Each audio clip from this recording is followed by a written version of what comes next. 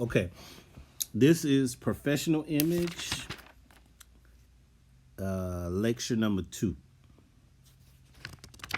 So now what we're going to do, we're going to just pick up and start talking about body movement. Previous lecture we talked about posture, the importance of good standing and sitting posture, depending on what type of service you do.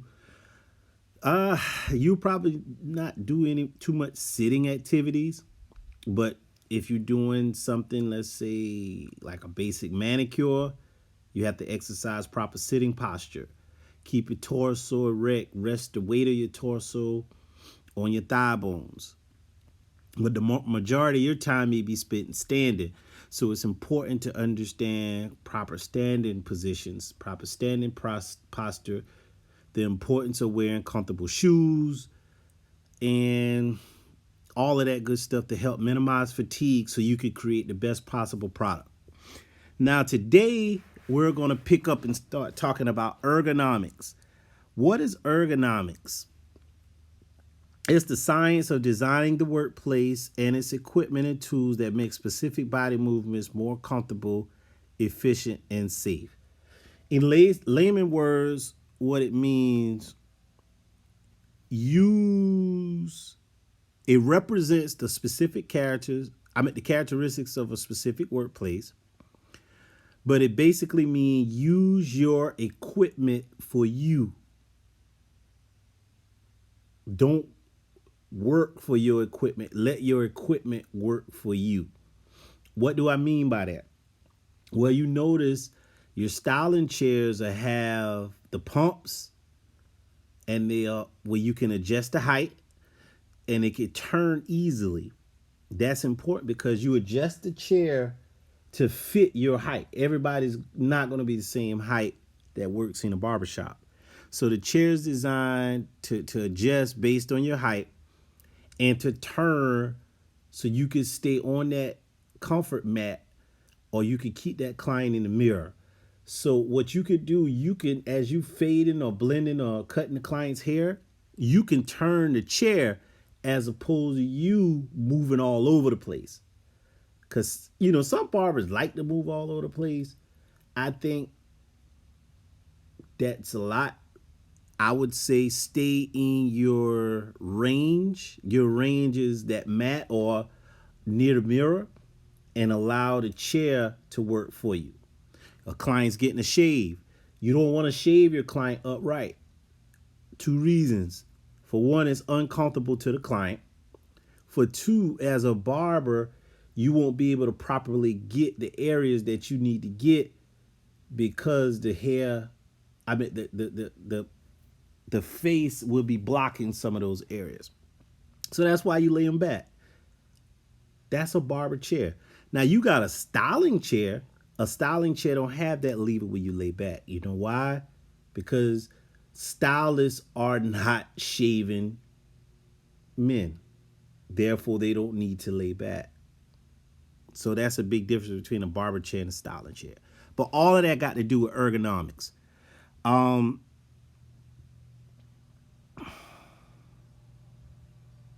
Some of the other things you want to make sure you understand. You standing on your feet all day. So you need to wear comfortable shoes.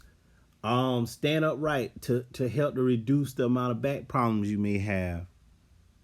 These things are very important. This is going to help you to create a healthy life as you move forward in your industry. Some key points, I'm not going to go over a lot. I'm going to just go over a few. They're on page 46. Some things to avoid problems and work more effectively. These are some suggestions. Keep your back and your neck straight. Stand on an anti-fatigue mat. Tilt the client's head as necessary for better access during hair services.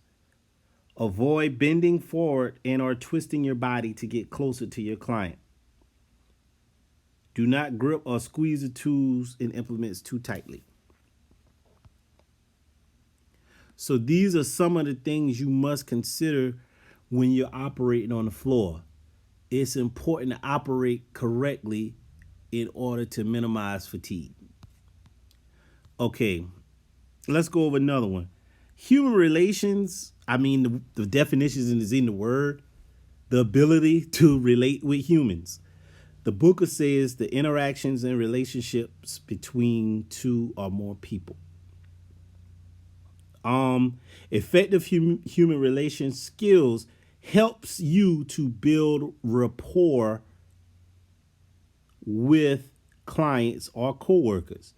Rapport involves establishing a close and empathetic relationship that fosters agreement and harmony between individuals. Um, some of the things you may consider as far as rapport is this. You may be cordial or courteous with all of your clients, but it's going to be some clients you're going to have a closer relationship with. You may know, okay, that client likes to come in on Thursdays between 2 to 2:30. That client likes to come every week. They'll generally wear the same hairstyle, except when it gets cold outside, they'll probably add a little more length on the sides. Things like that. That's rapport. That's a close and empathetic relationship. You're not going to have rapport with every single person, but you will have rapport with some of your clients. That's just by getting to know them. So, how do you get to know them? You got to have some type of human relation skills. Now, you don't have to be the most talkative person. You don't have to be the most loud, the most boisterous person, but you got to be able to relate to humans. You got to have basic human relation skills. What am I saying? If you just greeting a client, hello, how are you doing, sir? Welcome to Jones Barbershop. I would like to serve you. How do you like to get it? And after you get the consultation out the way, you can be quiet. When the service is over, you show them the mirror. Thank you, sir. Thank you, ma'am. You let them go. You pre-book them. Would you like to would you like to schedule your next appointment? We got an opening for 2 weeks. We're available. Whatever. But you got to be able to relate to your humans. You got to be able to relate to your clients. Some of the things you want to always consider. Hold on. Let's go here.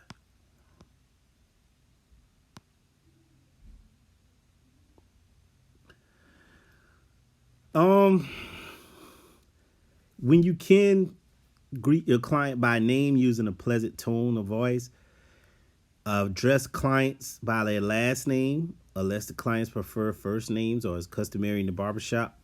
Okay, let's stop right there. You're not going to know everybody's name. There's a good chance you're not going to know everybody's name that comes in your barbershop. So how do you kill that? I mean, how do you not know somebody's name and still treat them with dignity, courteousness, and respectfulness?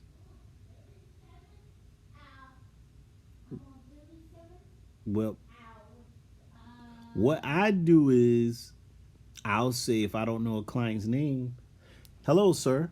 Hello, ma'am. How are you doing? Thank you, ma'am. Thank you, sir. And if it's a young person, hello, young man. Hello, young lady. How y'all doing? I mean, that is a way you can do to get over that hump. If you don't know their name, you can always address them that way. Be alert to your client's mood. Be a good listener. So sometimes you may have a client, they come in and all they want to do is talk. They just want to talk all day, talk all night. But then one particular day, that client comes in your chair, they not saying a word. So you got to kind of pick up on that. And if that client doesn't want to talk about if something's bothering them, it's okay. It's all right. You know, it's not your job to be the psychiatrist. Well, you may consider yourself a psychiatrist because you're going to have to talk and you're going to be giving advice to a lot of people. But for the most part, if a client doesn't want to talk, don't talk. Respect their mood. Um, Choose your topics of conversation carefully. Now, let the client guide the topic of conversation. You want to avoid topics such as religion, politics, personal problems, or issues relating to other people. Never discuss clients or coworkers. Always maintain an ethical standard of confidentiality. And never discuss personal wages, tips, rent, or tax information. Okay, now, controversial topics. I guess some of you are saying, well, hold on. Every time I go in the barbershop, all they talk about is controversial topics. They say avoid religion and politics. Well, every time I go in the barbershop, that's all they talk about is religion and politics. Well, the reason why you want to avoid them is, and I would add sports in there now. Sports never used to be like this, but it has become such. Okay, I'm going to give you an example. People, you may like the Dallas Cowboys. I mean, I like the Philadelphia Eagles. Used to, you could have come and we could have had a casual conversation. Yeah, how your team doing, man? They doing bad. They need to get another quarterback. Yeah, mine ain't doing much better, but I think we gonna beat y'all this year, man. Y'all suck, and that's that. But now, oh man, you see that pass, man? That ref got done. I hate that ref. Oh Lord, people fight you over their teams nowadays. So you want to be careful how you engage in conversations with them. You know, you don't want to rile your clients up. Politics. Oh man, politics is more divisive now than it's been in a long time. So it's like if you are a Democrat, you can't agree with nothing the Republicans do. And if you're a Republican, you can't agree with anything the Democrats do. And we're not, as a people, we're not monolithic. We are people that are diverse. You may be left leaning on some issues and right leaning on other issues. You may be a fiscal conservative, meaning you agree with capitalism and not all of these programs that's going to require us to pay more taxes, things of that nature. But you may be socially liberal. You may agree with, liberal social standards as far as marriage, as far as this and that. Or you may be the exact opposite. I don't know. But the thing about it is, in the barbershop, you want to be careful with that. Now, my recommendation is greet your client, make your client feel comfortable, shut up, and do their hair. Get them out of there. Give them their salutations, take their money, book them for a next appointment, and take your next client. Be as quiet as you can in the barbershop. Get that money. That's my recommendation. But that doesn't happen all the time. People want to talk. People want to talk. And I'm not telling you not to talk. If I had it my way, I probably would just, let it be. But every now and then you might want to talk. So I would say, however you do it, always maintain professionalism throughout, because that's what's going to get you over the hump. Okay, making a good impression. We talked about that. Cultivate self-confidence. Project a pleasing personality. Show interest in clients' personal preferences and give the client undivided attention. Use tact and diplomacy when dealing with problems. You want to be punctual, arrive on time, keep your appointments on schedule. Be on purpose, man. Don't be late for everything. Don't put on the image like you just don't give a darn. Show them that you're serious about your craft, because you think about it. The history of barbering teaches us that barbers were the first dentists. But yet, when you go in a dentist's office, it's already an unspoken rule. I gotta shut up. I can't have all this loud talking. I gotta be professional when I go in the dentist's office. Whereas when you go to the barbershop, you want to cut up. A lot of that because the way barbers treat themselves, the image that barbers project onto their customers. So you got to start taking your craft serious. What I mean by that, client asks you, well, yeah, you better clean your stuff. Say, hold on now. I clean and disinfect after every person. You don't have to tell. I mean, I'm glad that you tell me, but this is what I do.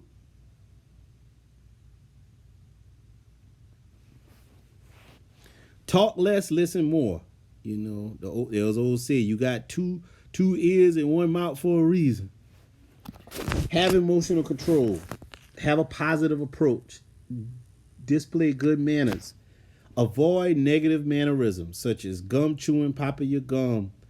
You may be twitching your fingers, twitching your feet. Basic negative mannerisms. Now, some clients, this is what they look for. We in the barber school.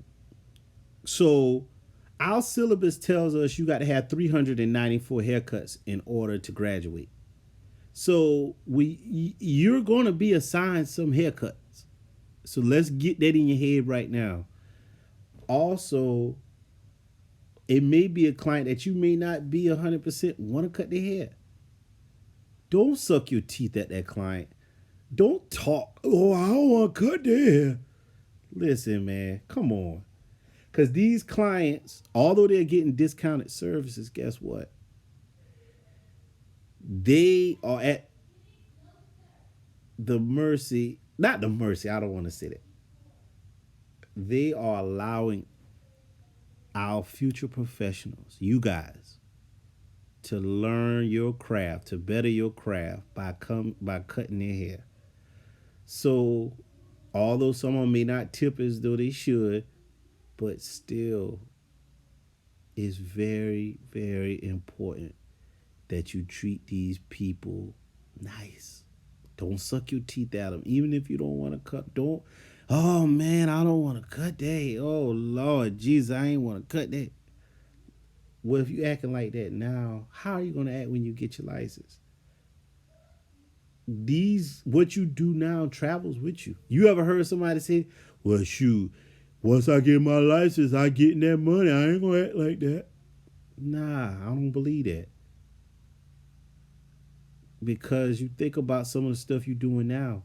A lot of the stuff you do now is what you used to do when you were younger, and you refuse to address it and change it. That's what a habit is. A habit is you constantly doing it and you never addressed it, so now it's embedded in you.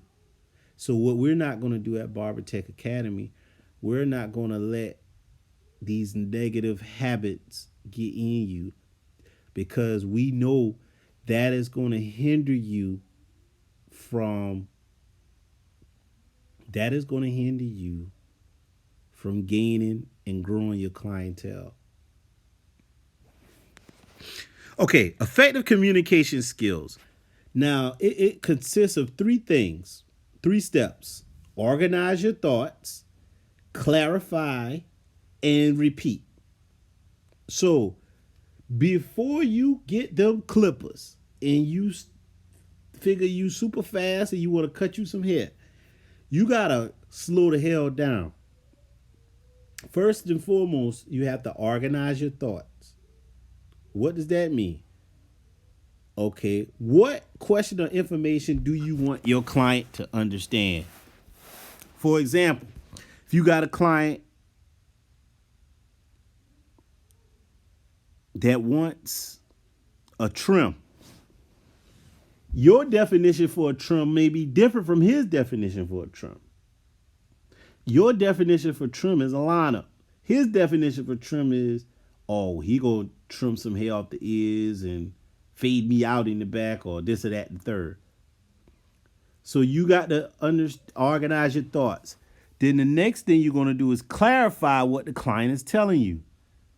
So say for instance, the client wants you to take some hair off the ears. No. Let's say this. Somebody want a temp fade, but you think a temp fade is somebody fading the temples and fading out in the back. Your client is thinking a temp fade is a low fade over the ears. So now you got to ask them. They say, I want a temp fade. Okay. I'm not just gonna pick up my clippers and cut hair. I'm gonna ask that client, okay, so you want to fade it, and you can point here, or you want to fade it above the ears. And then they may say, okay, I want you to fade it above the ears. Okay, you want it tight on the sides, like almost bald, low, or kind of dark. And let them tell you. Clarify what they're saying. Make sure y'all are on the same page. And after you've organized your thoughts, after you've clarified, the next thing you must do is repeat it right back. Just so we're clear, you want me to fade it above the ears, dark on the sides, keep the fade line kind of low, take a little bit off the top. You say you do a 1.5 with the grain. Okay, cool. And if they got pictures ain't bad. Now, if the pictures they're showing you don't match the texture of their hair, you got to let them know. Say, hey, your hair not going to look like that because your hair doesn't look like that right now.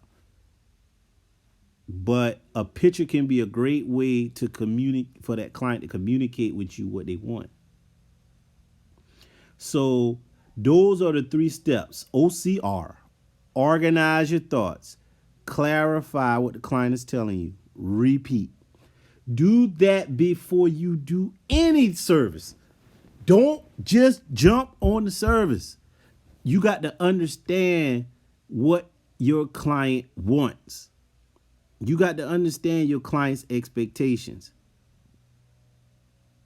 And because the client is going to expect you to meet those expectations. So that's how you do it. Not communication. Effective communication. Effective communication is when you're saying something and when your client's saying something and y'all are coming to an understanding. Okay, let's move on. Okay, professional ethics. Ethics are the principles and standards of good character, proper conduct, and moral judgment. Some codes is be loyal to your employer, managers, and associates. Keep your word. Be courteous and show respect for feelings, beliefs, and rights of others. Believe in your profession. Practice it faithfully and sincerely. Do not sell a client a product or a service they don't need or don't want. Okay, now I'm a this. Okay, all right. The last bit of stuff is the psychology of success. Actually, some of this is actually in your book. If you look at chapter 2, life skills, where they talk about success and goal setting, it's in that chapter. But in the old edition, they covered it in professional image. So I'm gonna cover it here. Okay. The psychology of success. Defining success is a highly individualized and personal matter. You want to build self-esteem, visualize, build on your strengths, be kind to yourself, define success for yourself, practice new behaviors, keep your personal life separate from your work or school life, keep your energy up, respect others, stay productive, remind yourself that success is your choice. Okay, now here's the deal. We're all grown men and women. So what we need to always understand is this. Your life is in your hands.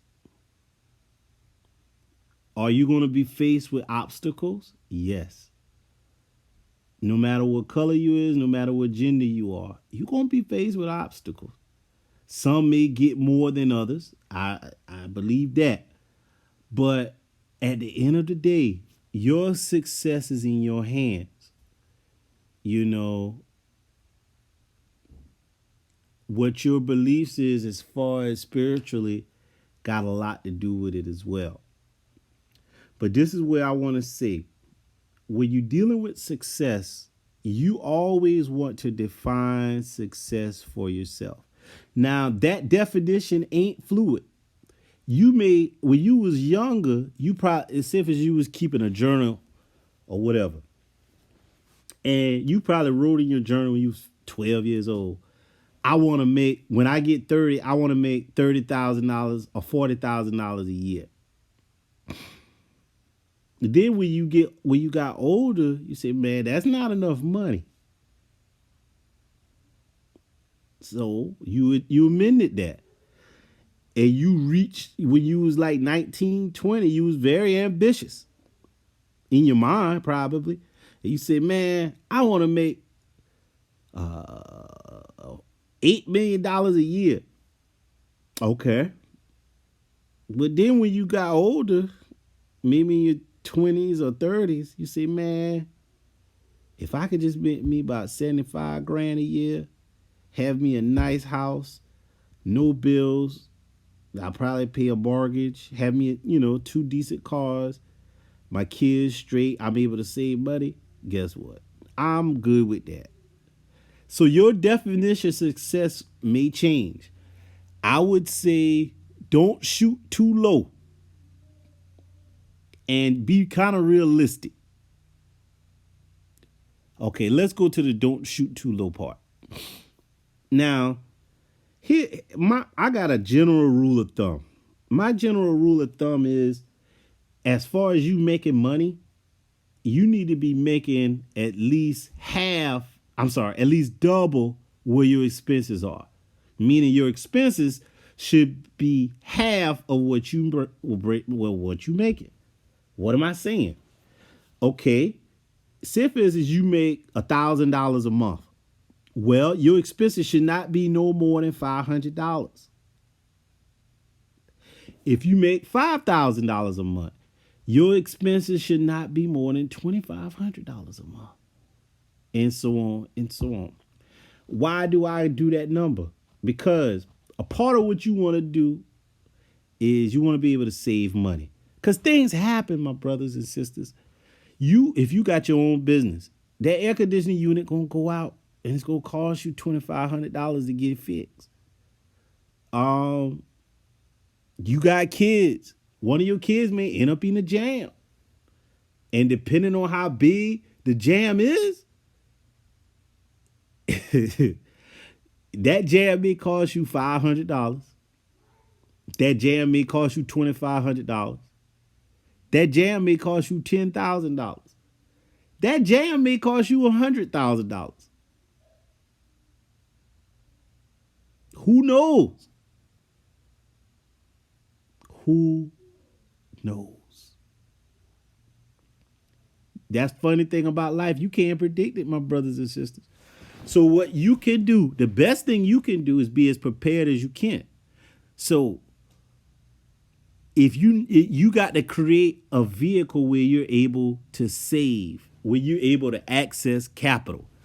Right now, during the periods of recession, the people, what they do is they want to access all of their cash. They want to be able to access as much cash as possible. Whether they invest it, hold on to it as their business go through these times, whatever the case may be, I don't know. But this is some of the things you want to think about as a professional. When you create a definition for success, you can't, although that definition is your definition, you can't only think of yourself. You got to think, if you got kids, you definitely got to have them in the equation. Say, for instance, you got an uncle or aunt that was there for you. They heard you was going to school and you wasn't going to work because you wanted to go to school full time so you can get your license quick for these 9 to 12 months. And they say, you know what? Don't worry about it. Anytime you need some money, I got you. Or they probably took on one of your bills. They probably paying your rent somewhere. They probably helping you with your rent. They probably bought you a car. I don't know what he did. But whatever they did, I'm pretty sure if you're a decent human being, you will want to, if you get in a better position, you will want to reward them. Show them thank you. And they may not take your money. You may not be able to give them your money once you make you some money. But guess what? They might have a grandkid coming down the pipe. So you going to remember what they did for you, and you going to treat that grandkid the same way. You're going to say, man, look, I'm looking out for you because of what your mama did for me. I'm looking out for you because of what your grandmom did for me. Or whatever the case may be. But you can't look out for nobody if you ain't got nothing. You got to have money, advice, wisdom, some type of reason. You got to have something. But we talking about money now. So you got to have a couple coins in the bank. And you can't save coins when you always spending coins. You get your stimulus check, say if it was $2,200. You ain't save a dime. You was waiting for them stores to open up so you can spend all of that money.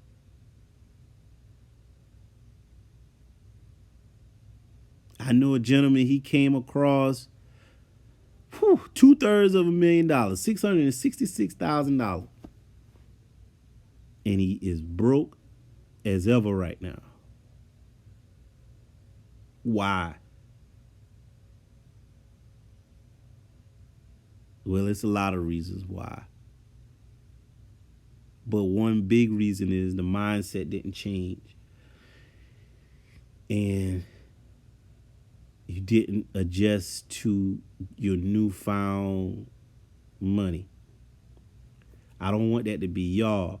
So when you're making your decisions, you consider your family, you consider your circumstances. And if you got a lot of bills, get rid of some of them things. You know, maybe it's not time to go out and get the latest outfits. Maybe it's time to just kind of chill. You don't need to buy a pair of Jordans every month. Maybe this ain't the time. It's time to be like the squirrel. Maybe time to store your nuts. Store them. So when it's a famine and everybody around here looking for nuts, you can just go to your storage house and eat. So if you haven't done so already, you definitely need to do this. You gotta write down your definition for success. What you want from this industry that once you get out of it, you will be deemed successful. Do you want to be the top barber in a thriving shop? Do you want your own shop? Do you want several shops? Do you want to open up a school? Do you want to train instructors? Do you want to train students? Do you want to be an instructor? What do you want to do? How much money you want to make? You need to be thinking about this, because I don't know if you notice, school, you're not going to be in school forever. You're going to be graduating soon. And once you graduate, life is going to be right there. Wait. Is you going to take the bull by the horns, or you going to try to hide behind something? Hide behind this, hide behind that. Nah. Try to make something happen. This your life. It ain't nobody in control of it but you. You are in control of your life. So you got to take control of it. Something ain't right, make it right. Something look bad, make it good. Okay, let's move on. Motivation is self-management. Okay, motivation originates from a desire for change and serves as the ignition for success. So you got two types of motivation: intrinsic and extrinsic. Intrinsic is the best. Intrinsic is from inside. That's the motivation that you have in you. Extrinsic motivation is motivation that comes from an external source. So somebody And sometimes you may need that push. Say, for instance, you get up every morning, come to school. You've been doing it for 6 months. But this particular week, for whatever reason, you're running out of gas. Say, oh, Lord, I don't want to get up. And you get that call from one of your school buddies. Say, hey, man, come on. Let's do this. We came in together. We said we're going to graduate together. I need you to get off your stuff. And that could be that extra push you need, like a car running on empty. Yeah, you take that car running on empty, they might be sputtering. But when they get to that gas tank and fill up, guess what? They can ride now. So each motivation is good. The intrinsic motivation is the best. However, you may need both of those motivations to survive in life. You will need both of those motivations to survive. Don't depend on other people to motivate you.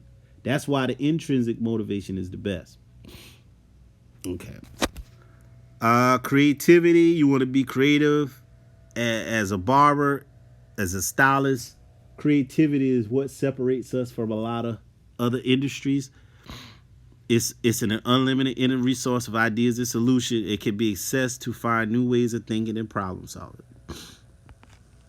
Okay, goal setting. I'm gonna talk about this, and I think we're gonna talk about time management, goal setting, time management. Okay, it's two types of goals: short term and long term. Your short term goals can be accomplished within a year. Your long term goals maybe take 5 years or 10 years. So one of your short-term goals could be to finish barber school, to get my barber license. A long-term goal could be, okay, I want to open up my own shop. I want to make $100,000 a year.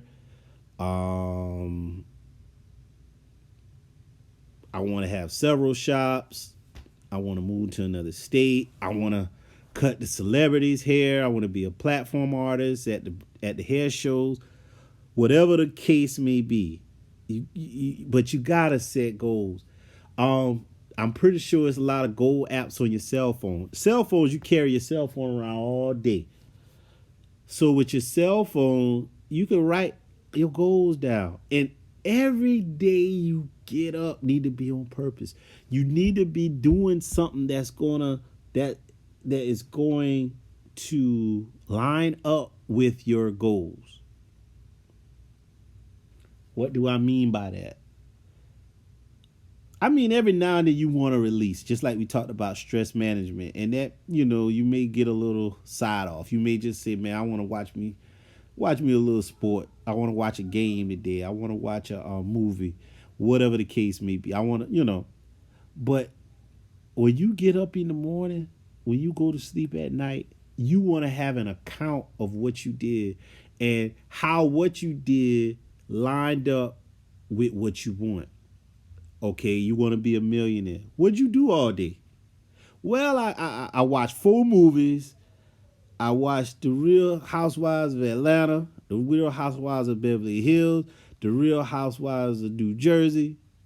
Then I got on the phone for 3 hours. Then I was on Facebook for 2 hours. Then I went to sleep. That ain't how a millionaire roll. You don't want to be a millionaire because your activities is not lining up with your goals. That's why it's important to set goals so they can always be in your face. So, it was a saying, you ain't saying nothing slick to a can of oil. And it's another saying that involves curse words. You can't S the S'er. I'll let y'all fill that in. But what that means is, what you don't want to do is, you don't want to fool yourself. I think a big problem today is a lot of people want stuff, or let me rephrase that. A lot of people say they want stuff, but they fool themselves because they don't have nothing. They don't do nothing to line up with what they want. They're just saying stuff. It's like they just wishing, okay, I want to be a successful barber, but you don't come to you don't come to barber school. I want my license. Well, you don't show up at I don't get it. So these are the things we always got to keep in mind, that set your goals, set you some short-term goals, set you some long-term goals. Set your goals measurable and set guidelines. Don't just have stuff running all over the place. And then what you can also do is reward yourself. Let's say if it's just one of your short-term goals is I want to finish barber school. And as a reward, once you finish, you may have a restaurant you always want to go to. Nice little expensive restaurant where you have to dress up a little bit. And you say, man, when I finish barber school, I'm either get somebody to take me there or I'm gonna take myself there. That's gonna be my treat to myself for doing something. It is always a good idea to reward yourself when you're doing your goals. It is always a good idea to reward yourself once you've completed a task, because that keeps you going. You might want a new car. That new car might cost you $30,000. But you might say, well, I ain't going to get that car until I got $15,000 saved up in my bank account. Or I'm not going to buy that car until I'm making $50,000 a year. That's going to be my treat.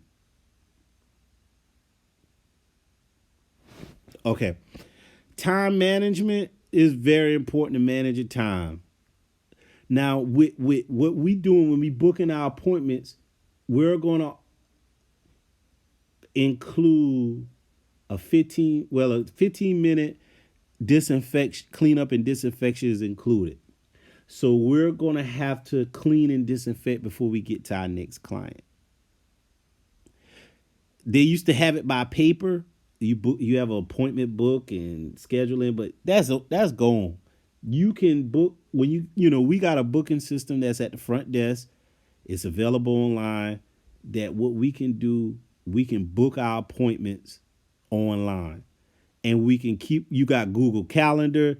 You got a whole lot of stuff. So use technology. You got your phone. You keep your phone on you all the time. Don't just let it be for Instagram and Twitter and Facebook and Snapchat and TikTok. Use that thing for something.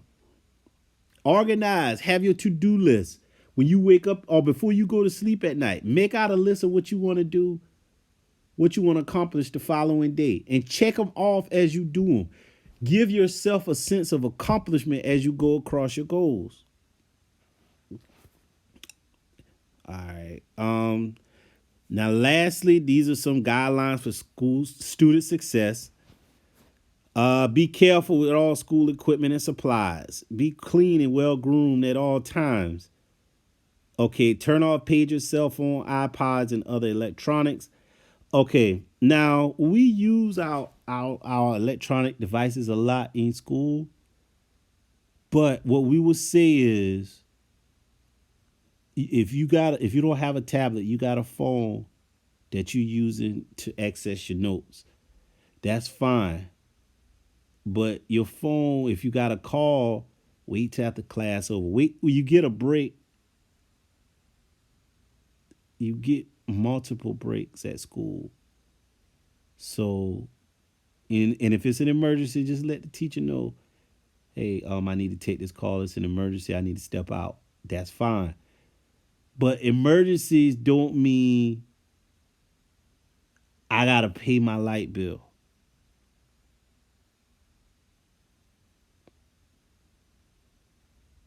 An emergency is something, maybe got something to do with your kid.